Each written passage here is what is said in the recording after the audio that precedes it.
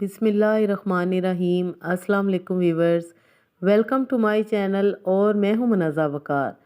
Viewers, आज मैं आपके साथ रमज़ान स्पेशल रेसिपीज़ में शेयर करूंगी चिकन और वेजिटेबल के कबाब। चिकन और वेजिटेबल के कबाब आपने तो खाए होंगे, लेकिन ये बहुत ही बजट फ्रेंडली रेसिपी है और टोटली न्यू रेसिपी है। जैसा आप समझ रहे हैं ऐसी बिल्कुल भी नहीं है। तो यहाँ पर सबसे पहले मैं एक पाव चिकन को थोड़ा सा नमक डाल के बॉयल कर लूँगी। जी, तो 10 मिनट के बाद मैं इस यखनी में से चिकन पीसेस निकाल लूँगी। इस तरह आपने एक बाउल में चिकन पीसेस को निकाल लेना है और इसमें मैं शामिल करूँगी यखनी में बंद गोभी बिल्कुल बारीक कटी हुई। उसके साथ शामिल करूँगी क्रश की हुई गाजर, इसी तरह आपने बारीक कटिंग करके डालनी है। साथ ही में डाल देंगे शिमला मिर्च भी। आप चाहें तो आप इसमें मटर भी शामिल कर सकते हैं। सब्जियों को यखनी में अच्छी तरह मिक्स करने के बाद कवर अप कर देंगे सिर्फ 5 मिनट के लिए, ताकि सब्जियों में यखनी का टेस्ट आ जाए। जी, तो सब्जियां हमारी तैयार हो चुकी हैं। अब हम फ्लेम को ऑफ कर लेंगे। आप ये देख रहे हैं कि इनमें अभी पानी बाकी है। अब हम लेंगे एक पैन, उसमें डालेंगे 3 टेबलस्पून कुकिंग ऑयल, 1 टीस्पून सफ़ेद ज़ीरा और 1 टीस्पून मैंने डाला है इसमें लहसुन। जैसे ही लहसुन और ज़ीरे की खुशबू आएगी, हम इसमें शामिल कर देंगे हरी मिर्चें 3 से 4 अदद, बिल्कुल बारीक बारीक सी कटी हुई।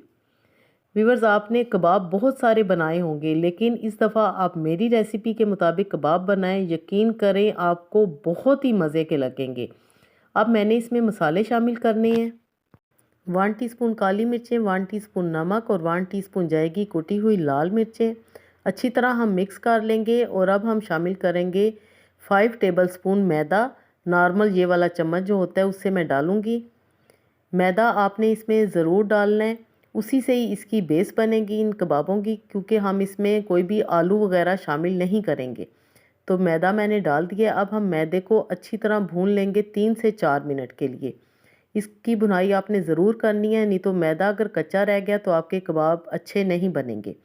तो मैदा आपके सामने अच्छी तरह भुन चुका है। अब मैं इसमें शामिल करूँगी 2 टेबलस्पून सफ़ेद सिरका और 2 टेबलस्पून सोया सॉस।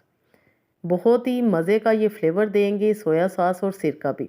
अच्छी तरह मिक्स करेंगे और अब हमने क्या करना है कि जो हमने वेजिटेबल्स बॉयल की हुई थी ना यखनी समेत, वो हम इसमें डाल देंगे यखनी समेत। ये आप देख रहे हैं ना, मैंने बिल्कुल भी पानी अलग नहीं किया। और साथ ही में जो हमने चिकन बॉयल किया था उसको श्रेड कर लिया मैंने बिल्कुल बारीक बारीक। वो हम इसमें शामिल करके तेज़ी से हम चम्मच चलाएँगे, क्योंकि हमने इसमें मैदा शामिल किया हुआ है। अगर आपने तेज़ी से चम्मच ना चलाया तो इसमें लम्स या गुठलियाँ बन सकती हैं।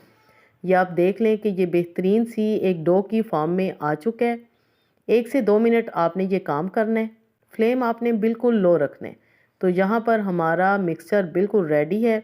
अब मैं इसमें डालूँगी ज़्यादा सारा हरा धनिया और थोड़ी सी हरी मिर्चें, अगर चाहें तो दोबारा से डाल सकते हैं, नहीं तो सिर्फ हरा धनिया ही काफ़ी है। मिक्सचर को एक बाउल में निकाल लें और थोड़ी देर ठंडा होने दें। और इसके आप इस तरह राउंड कबाब बना लें गोल शेप में। आप चाहें तो इसको किसी भी शेप में शेप दे सकते हैं, लेकिन इसके राउंड कबाब बहुत ही अच्छे लगते हैं। तो ये देखें जी, कबाब मैंने बना लिए हैं और कुछ कबाब मैंने फ्रीज़ कर दिए हैं, क्योंकि ये माशाल्लाह काफ़ी सारे कबाब बन जाते हैं। बहुत ही बजट फ्रेंडली रेसिपी है। अब मैं एक अंडा लूँगी, सिंपल उसको बीट कर लेंगे थोड़ी सी नमक और काली मिर्च के साथ। अब एक एक कबाब उठाएंगे, अंडे में डिप करेंगे और उसको हम पैन में या तवे पे फ्राई कर लेंगे। सिंपल, कोई आपने क्रम्स नहीं लगाना, कोई आपने दोबारा से मैदे की कोटिंग नहीं करनी, कुछ भी नहीं आपने करना।